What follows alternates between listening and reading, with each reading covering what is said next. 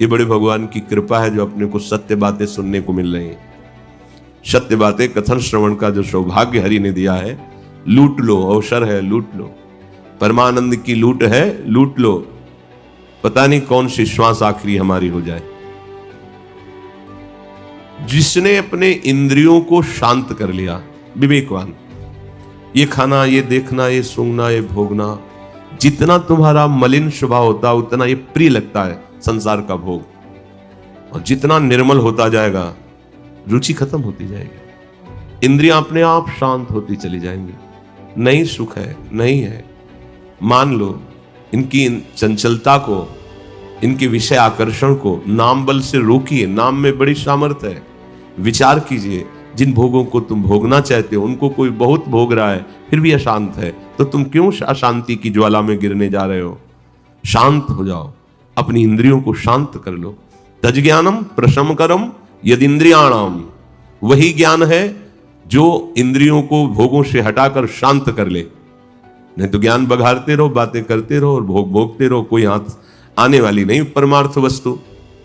इसीलिए कहा है लाखों में कोई एक बिरला की बहुत बहुत कमी है, बहुत कमी है। जब हमें विषय प्रिय लगने लगते हैं तो विषयी पुरुषों की चाटुकारिता शुरू कर देते हैं हम। हाँ, चले थे, उम्मीदवार थे बादशाह पद के, हो गए तुच्छ भोगों के गुलाम और समझते हैं अपने को हम कि बहुत उन्नति प्राप्त कर रहे हैं। नहीं भाई नहीं, गलत है। विषय प्रिय लगा तो देखने को मिलता है। कहां चले थे हरि के चरणारविंद का दासत्व और कहां तुच्छ विषयी पुरुष और विषयों के दासत्व में आ गए। ध्यान देना।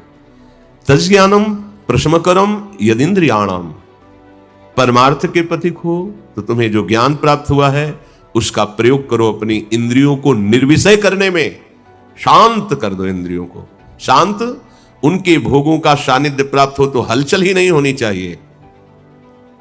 ये रुपया क्यों प्रिय लगता है? इसमें कोई प्रियता नहीं है। ये इसलिए प्रिय लगता है कि इससे तुम्हारी प्रिय भोग वस्तुएं मिलती हैं। ये प्रिय भोग वस्तुएं क्यों प्रिय लगती हैं? इनमें बिल्कुल प्रियता नहीं है। तुम्हारे अज्ञान छा गया है इसलिए ऐसा। अज्ञान क्यों छा गया है? क्योंकि तुम हरि से विमुख हो इसलिए। अभी हरि के सन्मुख होकर भजन शुरू करो, अभी आपको इसका रहस्य पता चल जाएगा। तज्ज्ञेयम यदुपनिषत्सु निश्चितार्थम, देखो तुम्हारे मनमानी निश्चय को नहीं माना जाएगा। तस्मात् शास्त्रम प्रमाणम, शास्त्र जिसे निश्चित कहते हैं वही वस्तु प्राप्त करने योग्य है।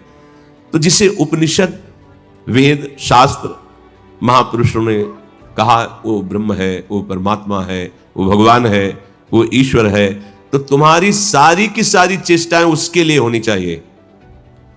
अगर ऐसे हां तो तुम्हारा जीवन धन्य, और नहीं तो बोले भूल भुलैया में शेषास्तु भ्रम निलय परिभ्रमंती।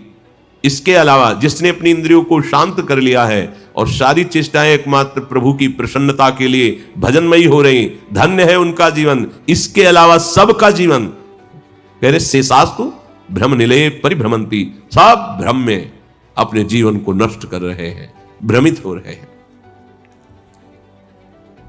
परमार्थ है शब में प्रभु का दर्शन करने की वृत्ति वाला, और अहम का स्वरूप है सबसे बड़ा बन करके हमारा नाम, हमारा यश, हमारा सिद्धांत, हमारा उपदेश अद्वितीय। दिशा गलत हो रही है। ये बहुत सूक्ष्मता का विषय है। बाहर से तो कोई नहीं समझ पाएगा, अंदर से आप देखिए। आप क्या देखने चले थे? सर्वम खलमिदम ब्रह्म। बहुत सूक्ष्म विषय है, बहुत सूक्ष्म विषय है। उपासक ध्यान दे। आदौ विजित्य विषयान मद मोह राग, द्वेषादि शत्रुगण माहृत योग राज्या, ज्ञात्वामृतम शमनुभूत परात्म विद्या, कांता सुखावत गृहे विचरन्ति धन्या।